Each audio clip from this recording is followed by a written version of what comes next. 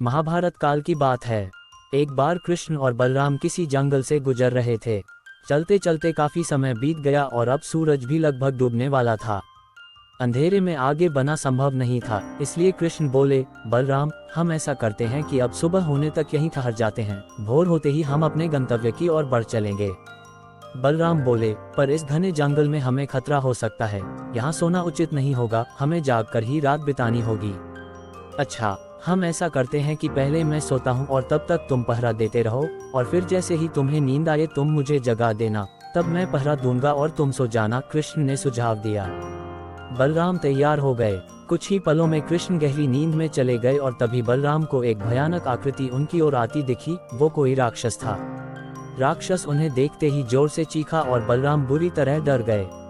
इस घटना का एक विचित्र असर हुआ। भय के कारण बलराम का आकार कुछ छोटा हो गया और राक्षस और विशाल हो गया। उसके बाद राक्षस एक बार और चीखा और पुनः बलराम डर कर कांप उठे। अब बलराम और भी सिकुड़ गए और राक्षस पहले से भी बड़ा हो गया। राक्षस धीरे धीरे बलराम की ओर बढ़ने लगा। बलराम पहले से ही भयभीत थे और उस विशालकाय राक्षस को अपनी ओर आता देख जोर से चीख पड़े, कृष्णा, और चीखते ही वही मूर्छित होकर गिर पड़े। बलराम की आवाज सुनकर कृष्ण उठे। बलराम को वहां देख उन्होंने सोचा कि बलराम पहरा देते देते थक गए और सोने से पहले उन्हें आवाज दे दी। अब कृष्ण पहरा देने लगे। कुछ देर बाद वही राक्षस उनके सामने आया और जोर से चीखा। कृष्ण जरा भी घबराए नहीं और बोले, बताओ तुम इस तरह चीख क्यों रहे हो, क्या चाहिए तुम्हें?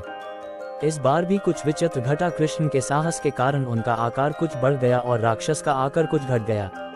राक्षस को पहली बार कोई ऐसा मिला था जो उससे डर नहीं रहा था। घबराहट में वह पुनः कृष्ण पर जोर से चीखा। इस बार भी कृष्ण नहीं डरे और उनका आकार और भी बड़ा हो गया, जबकि राक्षस पहले से भी छोटा हो गया। एक आखिरी प्रयास में राक्षस पूरी ताकत से चीखा, पर कृष्ण मुस्कुरा उठे और फिर से बोले, बताओ तो क्या चाहिए तुम्हें? फिर क्या था, राक्षस सिकुड़कर बिल्कुल छोटा हो गया और कृष्ण ने उसे हथेली में लेकर अपनी धोती में बांध लिया और फिर कमर में खोंस कर रख लिया। कुछ ही देर में सुबह हो गई। कृष्ण ने बलराम को उठाया और आगे बढ़ने के लिए कहा। वे धीरे धीरे आगे बढ़ने लगे। तभी बलराम उत्तेजित होते हुए बोले, पता है कल रात में क्या हुआ था? एक भयानक राक्षस हमें मारने आया था।